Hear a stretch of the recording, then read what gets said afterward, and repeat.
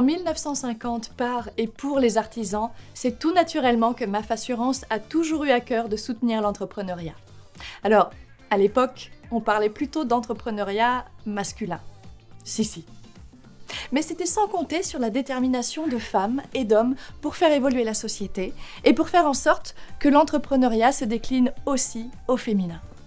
Aujourd'hui composée de plus de 65% de collaboratrices, MAF est fortement engagée en faveur de la parité homme-femme et la mutuelle est à l'origine de nombreuses initiatives. La première de ces actions, en 2011, est la création du site femmesdelartisanat.com, dédié aux femmes conjointes collaboratrices. En 2015, MAF met en place un partenariat avec la fédération Les Premières. Sa vocation ? Promouvoir le rôle des femmes dans le développement économique, qu'elles soient créatrices ou déjà chefs d'entreprise.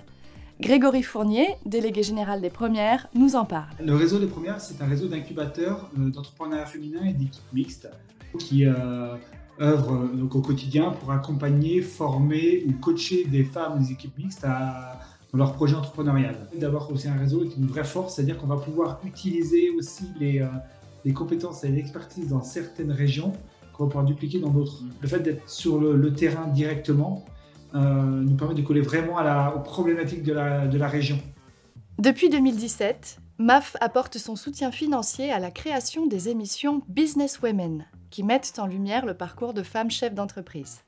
En 2018, MAF franchit un pas supplémentaire en devenant partenaire officiel de l'événement Be a Boss, la référence de l'entrepreneuriat féminin. Plus récemment, MAF engage un partenariat avec Force Femmes, qui accompagne l'emploi et l'entrepreneuriat des femmes de plus de 45 ans. Écoutons sans plus attendre Agathe Savioz, responsable entrepreneuriat chez Force Femmes.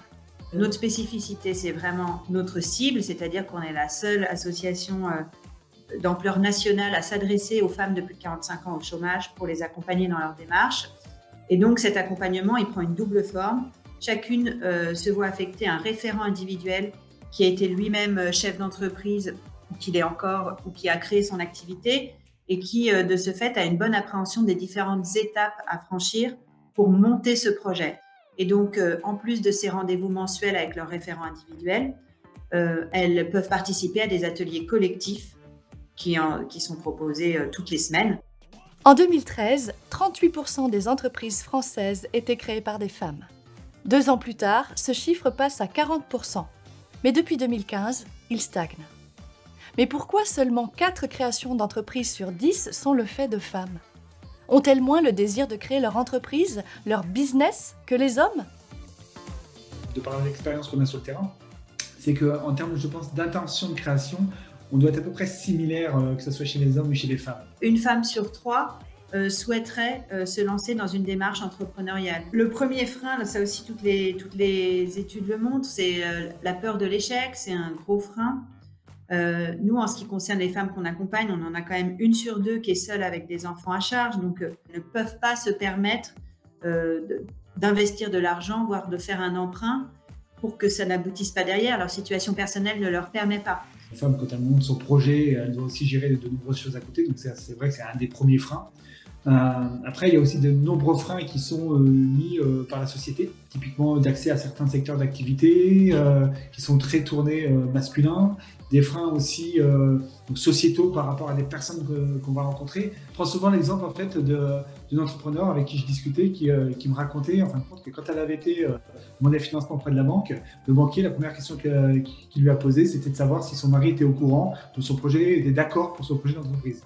Face à cette situation, quels sont les bénéfices de ces accompagnements ? Et quelles actions ont été menées avec MAF ? Avec leurs référents individuels, elles travaillent vraiment l'élaboration de leur projet professionnel, en s'appuyant sur leurs compétences, sur leur expertise, pour trouver un projet qui leur convient, qui soit aligné avec leurs valeurs, parce que c'est des choses qui reviennent beaucoup justement sur cette deuxième partie de carrière. Et en atelier collectif, ça va permettre déjà de sortir de l'isolement, d'une part bien sûr, et puis justement de déjà se mettre dans une démarche réseau, d'échanger les coordonnées et de prendre conscience aussi pour celles qui ont des difficultés personnelles que ces difficultés malheureusement sont partagées aussi par les autres, et donc ça a un côté remotivant effectivement de se dire bon, je suis pas la seule dans la galère, on va y arriver, voilà, ça crée une vraie solidarité entre elles. MAF nous a soutenus pour pouvoir créer justement un forum de l'entrepreneuriat à Bordeaux. Ça faisait plusieurs années qu'on était en contact avec MAF. Ils nous suivaient, nous aussi.